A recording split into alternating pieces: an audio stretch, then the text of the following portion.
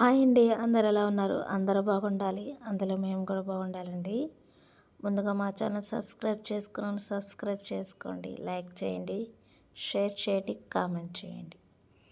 ఇదేంటంటే సడన్గా నాకు ఆపరేషన్ జరిగిందండి.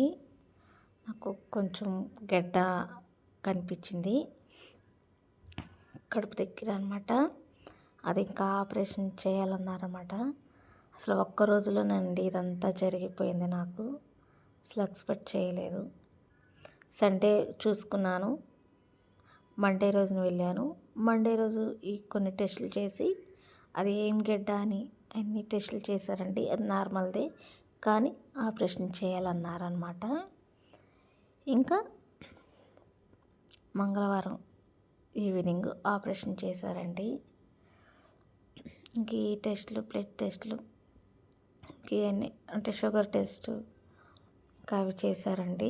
ఆ మంగళవారం ఉదయాన అవి ఆ టెస్టులు అయిపోయిన తర్వాత రిపోర్ట్స్ వచ్చిన తర్వాత డాక్టర్ చూపించిన తర్వాత మంగళవారం సాయంత్రానికి 5:30కి రమ్మన్నారండి ఆపరేషన్ చేస్తామని. ఇంకా పాప స్కూల్కి వెళ్ళింది. పాప స్కూల్కి వెళ్ళి వచ్చిన తర్వాత ఇంకెవరున్నారండి పాపను కూడా చూసుకునే వాళ్ళని పాపను కూడా హాస్పిటల్ తీసుకొచ్చాము.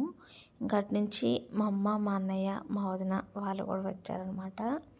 మా అమ్మ వాళ్ళు వచ్చేటప్పుడు నేను ఆపరేషన్ థియేటర్ తీసుకెళ్ళిపోయారనమాట. ఇంకా మా పాప తీసిన వీడియో అనమాట. ఇంకా అది ఉంది కాబట్టి ఇంక పెట్టాను. మా వదిన కూడా వచ్చింది. తనకి ఇష్టం ఉంటుంది వీడియోస్లో కనపడటం, ఇంకా అందుకే తను తీయలేదండి.